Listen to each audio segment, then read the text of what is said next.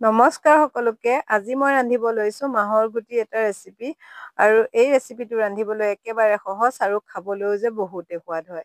আপোনালোকে যদি মাহৰ গুটি এনেদৰে ৰান্ধি খোৱা নাই, এবাৰ এনেদৰে ৰান্ধি খাই চাব পাৰিব। এই মাহৰ গুটি ৰেচিপিটো ৰান্ধিবৰ কাৰণে এয়া মই মাহৰ গুটি লৈছো। গুটিখিনি আপোনালোকে মানুহ অনুসৰি কম বেছি কৰিব পাৰে। মই এইখিনি লৈছো আৰু এইখিনি ধুনীয়াকে ধুই ললো। আৰু এইখিনি কিহৰ মাহৰ গুটি সেইটো মই নাজানো, বজাৰত বহুত বিক্ৰী কৰি থাকে। আমাৰ আনিছিলে আৰু আজি ভাবিলো মই এইখিনি ৰান্ধো। আৰু আপোনালোকে যদি কোনোবাই জানে এইখিনি মাহৰ গুটি হয় বাৰু, আপোনালোকে কমেন্ট কৰি জনাবচোন।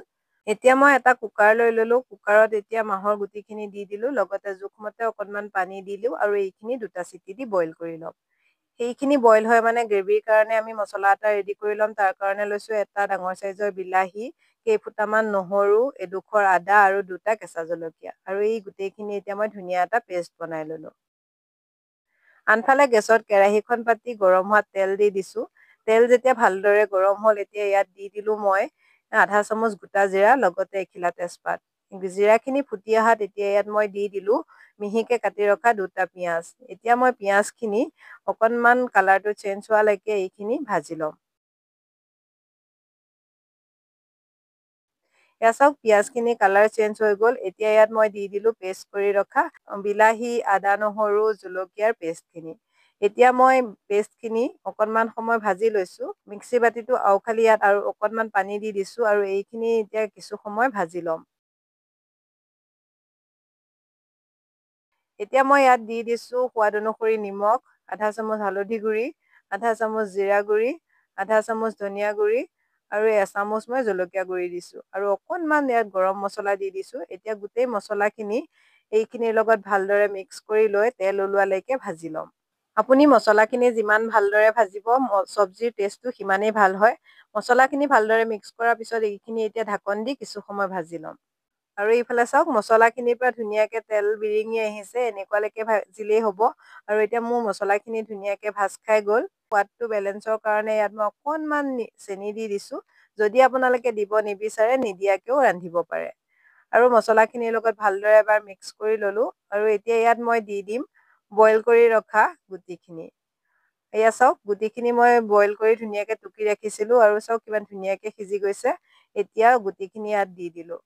এতিয়া মই গুটিখিনি মছলাখিনিৰ লগত ভালদৰে এবাৰ মিক্স কৰি ল'ম। এই মছলাখিনিৰ লগত ভালদৰে গুটিখিনি মিক্স কৰাৰ পিছত এইখিনি এতিয়া মই ঢাকন দি কিছু সময়ৰ কাৰণে ভাজি ল'ম। এয়া মই 2 পৰা 3 মিনিট সময় এইখিনি ভাজি ললো। এতিয়া ইয়াত মই দি দিম জোখমতে গৰম পানী। পানীটো আপোনালোকে নিজৰ জোখমতে কম আৰু বেছি কৰিব পাৰে। আৰু আপোনালোকে যদি এই গ্ৰেভিকণ বনাওতে বিচাৰে ইয়াত আলু দিওঁ বুলি, আপোনালোকে ইয়াত আলুও ব্যৱহাৰ কৰিব পাৰে। কিন্তু মই আলু নিদিয়াকে ৰান্ধিছো। পানীখিনি দিয়াৰ পিছত মই ভালদৰে এবাৰ মিক্স কৰি দিলো। আৰু এতিয়া এইখিনি ঢাকন দি ল' ফ্লেমত 6 পৰা 7 মিনিট সময় উতলিবলৈ দিম। আৰু এয়া কিছু সময়ৰ পিছত চাওকচোন, এইখিনি ধুনীয়াকে পানীটো শুহি গৈছে। কনচিষ্টেঞ্চিটো চাওক, ধুনীয়া এটা জোখত আহি গৈছে। এইখিনি এতিয়া মই আৰু 2 মিনিট মান সময় উতলাই। আৰু একেবাৰে শেষত এতিয়া ইয়াত মই দি দিলো কাটি ৰখা ধনিয়া। ধনিয়াখিনি দিয়াৰ পিছত মই এইখিনি ভালদৰে এবাৰ মিক্স কৰি ললো। আৰু এতিয়া মই গেছৰ ফ্লেমটো অফ কৰি দিম। আৰু এয়া মোৰ মাহৰ গুটিৰ গ্ৰেভি ৰেচিপিটো ৰেডি হৈ গ'ল। আৰু চাওকচোন, এইখিনি দেখিবলৈ কিমান ধুনীয়া হৈছে নহয়নে বাৰু? আৰু দেখিবলৈ যেনেদৰে ধুনীয়া হৈছিলে, খাবলৈও কিন্তু সঁচাই বহুতেই সোৱাদ হৈছিলে। আৰু মই এই গুটিখিনি প্ৰথমবাৰৰ কাৰণে ৰান্ধিছো। সঁচাকে কৈছো আপোনালোকক, বহুতেই খাবলৈ টেষ্টি হৈছিলে। আপোনালোকে যদি এনেদৰে মাহৰ গুটিৰ ৰেচিপি ৰান্ধি খোৱা নাই, আজি মোৰ ভিডিঅ'টোৰ জৰিয়তে আপোনালোকেও এবাৰ এনেদৰে ৰান্ধি খাই চাবচোন। সঁচাকৈয়ে কৈছো, বহুতেই ভাল পাব। শেষত মোৰ আজি মাহৰ গুটিৰ ৰেচিপিটো কেনে পালে কমেণ্ট এটা কৰি জনাবলৈ নাপাহৰিব।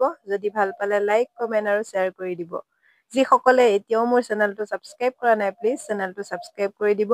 আকৌ লগ পাম নতুন এটা ৰেচিপি ভিডিঅ'ৰ সৈতে। আজিলৈ বাই বাই।